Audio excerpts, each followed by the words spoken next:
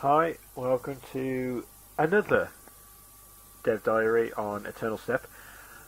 This will hopefully be, pretty sure it'll be the last Dev Diary before we do the demo, which will be released to you guys to hopefully have a play with it and test it out for us, and hopefully you'll come back with you enjoy it. Fingers crossed, that's the idea anyway. This is pretty much going to be the last Dev Diary, in essence, to show you kind of where we are and the systems that we've put in place, and basically just show you each little bit now. As the Dev Diaries have progressed, you've kind of seen the systems that we're putting in and the kind of gameplay that we're aiming for. So this will be a shorter Dev Diary because I don't want to really go over everything again, but I will give you a brief outlook. So obviously if you do end up playing the demo, or you end up going for the demo, and this is kind of like the first Dev Diary you come across, then we'll give you an overview. The demo will be coming out soon. The way that we're going to do the demo is effectively going to have 15 floors. We've decided to cap it at 15 floors, but we've decided to give you random 15 floors. I think at the moment there's something like 60 odd layouts. So there's 60 different floors that it can pick. So potentially we're going to give you 15 floors. You won't be able to progress past floor 15. So you get essentially 14 levels and the boss. And then the demo will end, and then it's a case of we'll then look at where we're going to go from there. But our idea is we wanted to get the demo. We want to get it in people's hands. It's still alpha. I'm still happy to put that branding on it, but we feel it's at a stage where people can play it, can enjoy it, and get a sense of it. So the demo will be coming out soon. I won't give you a date, but it should be a week, two, maybe. We're hoping to get it out before Christmas, so keep an eye on obviously our Twitter feed, where it will be announced as soon as it's out. We're potentially going to do it over IndieDB, so if any of you guys have been on IndieDB, you'll probably see us there. We do have a presence on IndieDB. I occasionally post all the news and everything on there anyway. But that's probably where we're going to offer the demo. So I'm going to start from floor 19 this time. Ignore the stamina being 12. There was a bug in a previous build which gave me a crap ton of stamina. To have that much stamina, I would like to point out, you need to be like level 100 and something. So I'm slightly, just a tad overpowered, but I still struggle to get to floor 40, so even with a massive chunk of stamina, which you'll see when we go into it, it's quite bad. Still playing on this build, I haven't been able to get those two weapons, which shows you that the drop rates of those are ridiculous. So I'm going to pick an axe. I think for people who are watching the Dev Diaries kind of know that by now. I'll go with heavy plate. We've tweaked the armor values and stuff when you're picking it now. It used to go on whatever floor. So if you pick floor 19, then pick your gear, it will give you appropriate stats for floor 19. We've changed that to your level now. So whatever level you are, when you're picking your gear, it will give you appropriate stats for that level. We found that will actually give you a small boost earlier on, which is a better chance than the actual level of the floor. I will go for a tower shield. So that's all normal. That's you picking your loot, you get your cards. This is obviously the monster cards, which we went over in the last Dev Diary. I'm going to pick the corpse explosion. We are going to add the other ones. So this is the last bit that we want to show. This is like the last level of customization. The skill sheet, as you can see, will eventually have all your different skills down the side, and essentially you'll be able to like level up the skill, which we'll explain later on. So once you've got a skill, which I've already extracted it, what happens now is when you get a piece of gear and it has a skill attached to it, like Flurry, you've got the chance of extracting the skill but destroying the weapon. So it's kind of that moment where you might get that awesome rare weapon, you're thinking, oh yeah, and then you see it's got a skill attached to it you've never had before. Then you've got to make the dilemma, do you want to keep the skill, it's a gamble, or do you want to take the weapon? If you take the weapon, then you've got the skill on the weapon for the period or whatever, but obviously if you die, you will lose the skill. It won't be stored here. You need to actively store it. So by storing the skill, it will destroy whatever weapon it is. So we're making you do the hard choices again.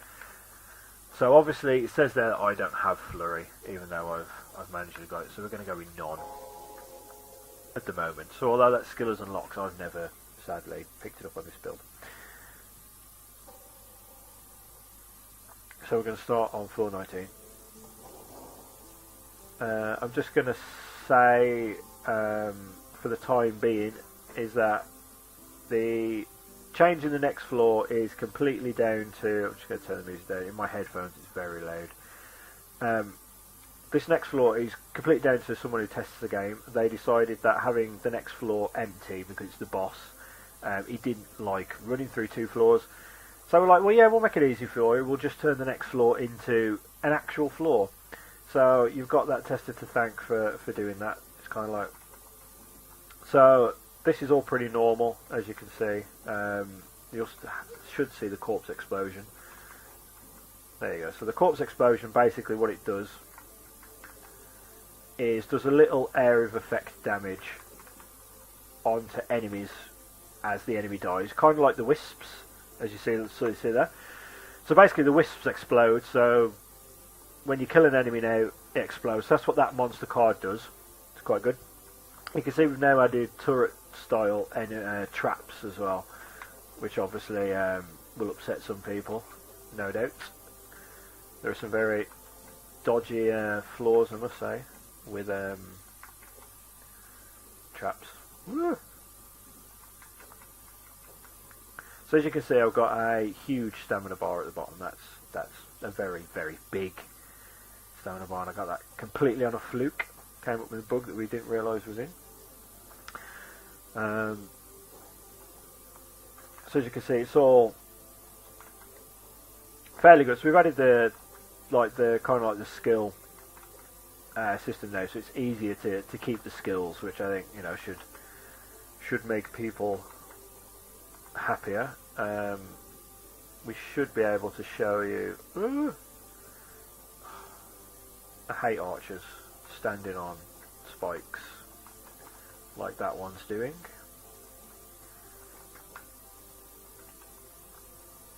I'll cheat a little bit.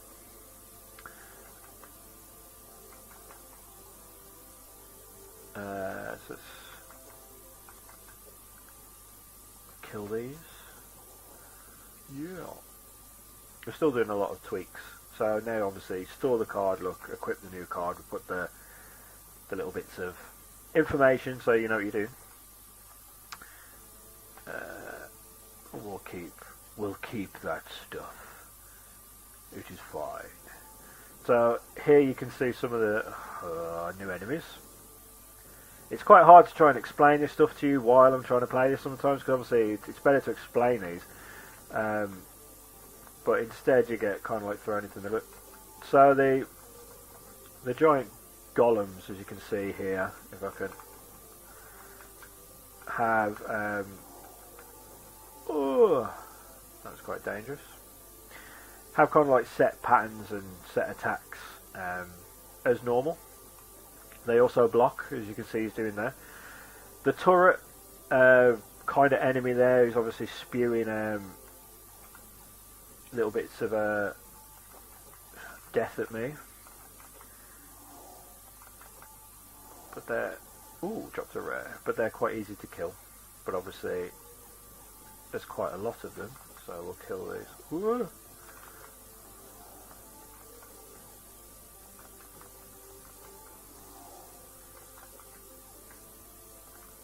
Come here. Thank you. So they're kind of like our first enemy that we wanted to do that was mildly ranged. Because we wanted to add the bullet hell style and characteristics. They will only get worse as it goes up. Oh, oh, oh. So obviously, as you can see, so this is what happens now. So you can obviously equip the card, keep the weapon. You can obviously store the skill or steal the skill. So it's completely up to you. Obviously down and A will store the skill for later use. So steal skill obviously will put it on the weapon that you've currently got, or you can equip the weapon, or you can keep the axe. So I'm going to equip. Go to equip it. It's fine. This weapon, which obviously, as I just said to you before I started this, I've never had this weapon in this build, but now I do. The Two-Face kind of like attacks front and back, so as you can see it's doing damage from behind as well. So that's the characteristic of that dagger.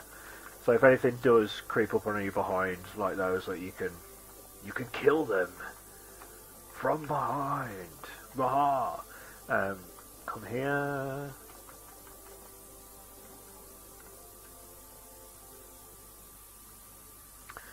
So that's quite a good weapon for when you're getting potentially overwhelmed.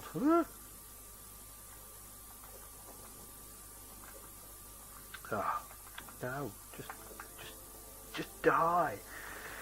So I kill these things. These the wraiths are still going through kind of like their movement phase. Their movement phase will be fixed at some point. Choose slot. So obviously you can choose a slot there, depending on where you want to put it. But obviously we've got flurry already, so there's no point. Basically, the way that it works is the two buttons Y and B will act as the kind of like the skill slots. So you can have eventually be able to equip two different skills to go into bed. So what I'm going to do at that point is I've stored it. So there you go. So that should be then stored. If I die, I can reuse it. Yay! Oh, that wasn't very good. Okay, these are kind of like one of our new enemies as well. Oh, epic fail on hitting that. There is a tactic to killing them. I don't really want to explain what it is. You could probably suss it out by watching, but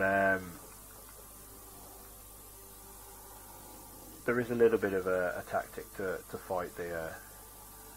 Oh, that's bad. Oh, I shouldn't have done that. Don't know what I was doing there. I was getting overzealous, and I'm just running into balls of pain. It was because I was actually thinking of showing you what happens when they flick you. I'll show you on this one. So as you can see, when they flick you, they do actually flick you. So they can bring all kinds of pain, because they can obviously flick you into other enemies. They can flick you into different traps, which obviously is never good. And they can cause you all kinds of issues. They're not the funnest of enemies, I must say. There's obviously some golems, because I can hear them.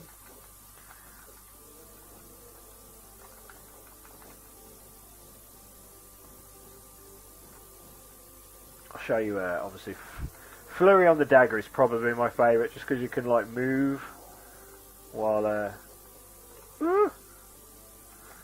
oh, that wasn't good. Obviously, I'll show you the new inventory screen as well, while I'm almost dead. So now we've fixed the inventory screen, so we give it a kind of like an upgrade. So now it shows you what you've got equipped, how many potions you've currently got, and also a bit more information on the side. As you can see, I've got 44 health. We've kind of jigged the way that the noise and the health works. It's kind of like it comes on now and dimmens much more when you're more critical with health. Because we got feedback through obviously testing it that it popped up a little too early, so sometimes it's a bit misleading, thinking, oh, you were almost dead, but you weren't. So we tweaked it slightly to appear more when you're close to death.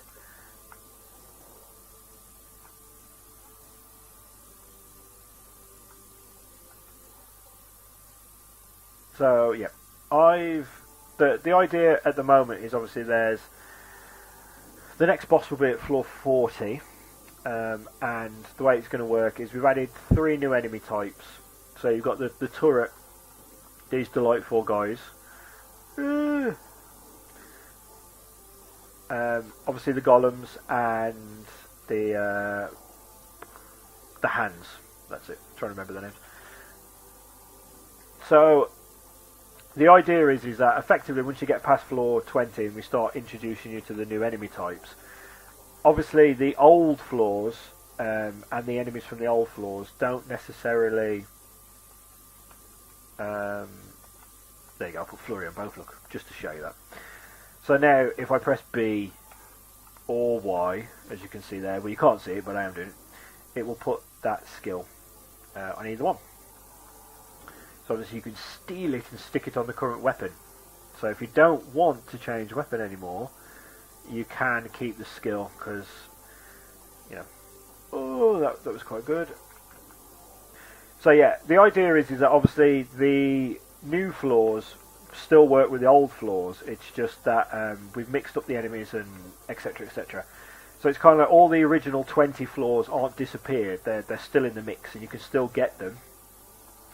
And you can still obviously, and they become more challenging and more harder, because obviously the idea with the game was that we add new attacks for enemies. So the idea is that even though you've got the floor that you're used to, the enemies might have different attacks. Yeah.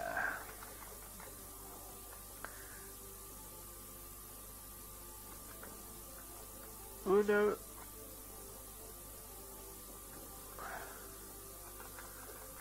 Oh, are you kidding me? Thank you. So that's the idea. So, in essence, once you get past 420, there's 6 enemy types. Because obviously this is an old floor, because obviously you've got the skeleton, so that's how you can tell. Obviously the tile sets and everything changes, so it's kind of like we keep the look different as the floors go up, but obviously it mixes the old and the...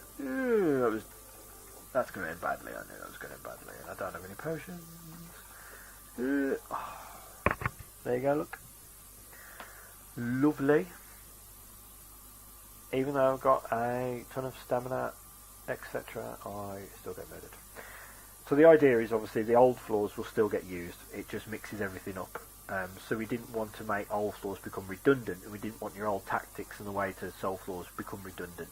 It's just that the enemies on those earlier floors might learn new attacks and new attack patterns.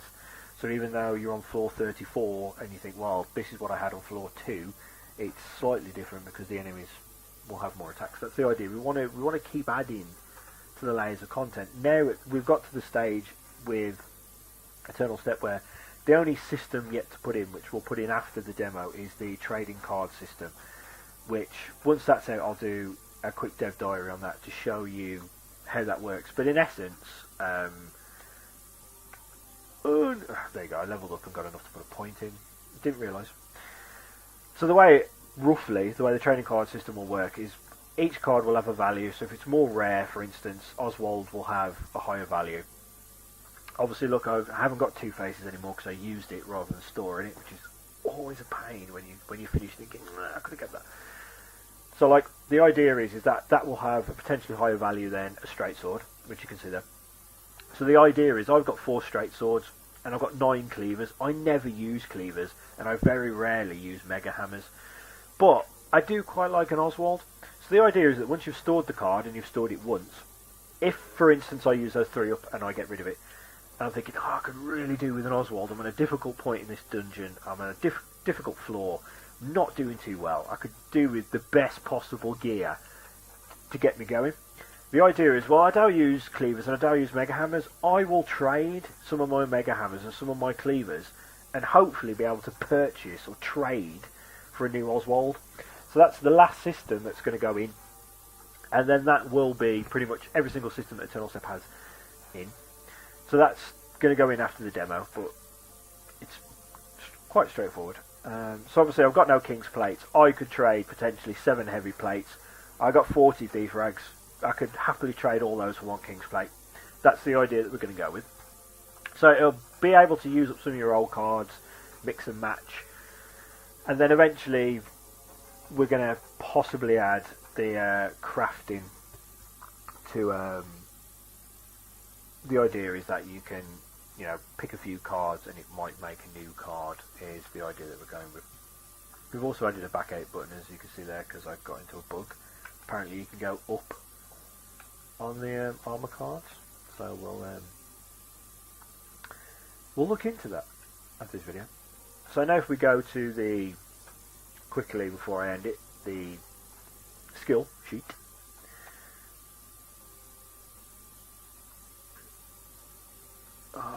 The Reaper. Oh wow, this is the first time I've ever got a Reaper card. I'm tempted to see if that actually works, because I can't remember if it's in. So obviously now we've got Flurry. So if I quit Flurry, look, I've used a Flurry, I've stored 2, as you saw. So now I can go straight back in and have Flurry. So we can all celebrate. So there you go, look, I have Flurry just from the get-go. So that's kind of how the system's going to work. I'm interested to see how this Reaper card works, because the original design's not in there yet. I don't even know if it is in.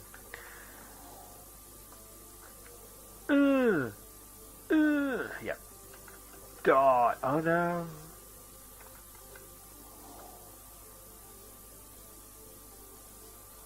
Raw.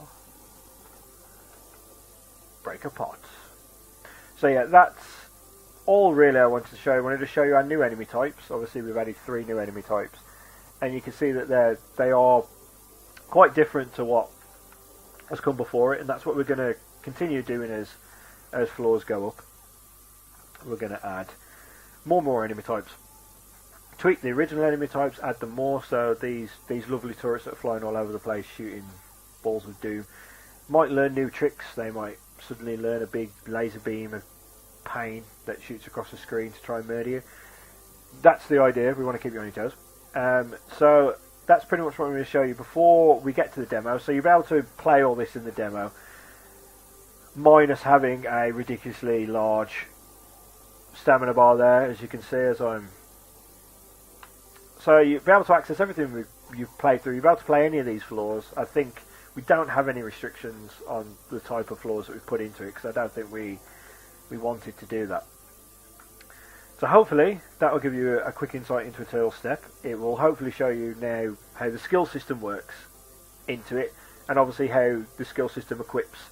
I think it makes it more flexible and far more enjoyable and fun when you do get a skill and you think, oh, well, I really want to try it out, or do I store it? Oh, the dilemma, do I, you know? And then when you get it on a weapon, you're thinking, oh, crap, I could really do with storing that skill, but I could really do with having that weapon because I'm walking around with a mega hammer and it's getting me killed.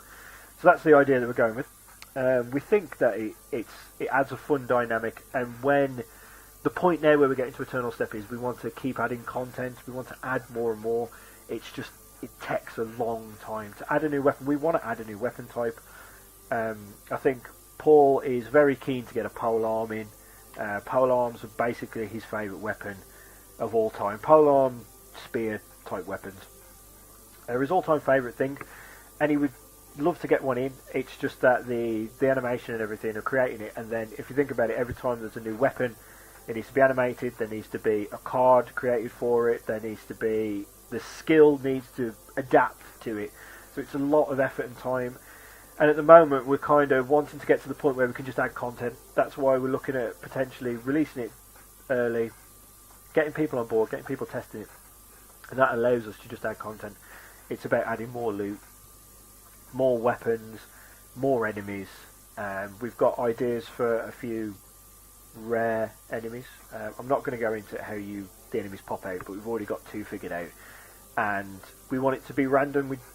I'm not going to explain how you get these enemies to appear. That'll be for the fun of playing the game, and then hopefully people will experience that and think, oh, that was really cool. So anyway, I'm going to leave it there. Hopefully you'll be able to play the demo soon. As I said, it's going to have 15 floors and the boss, so enjoy it. Obviously follow us on Twitter at OMW Gusto, that's better. And obviously check out our website.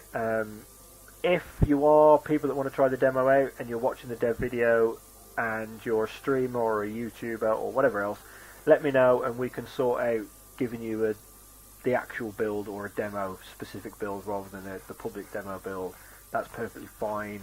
I'm happy to do that.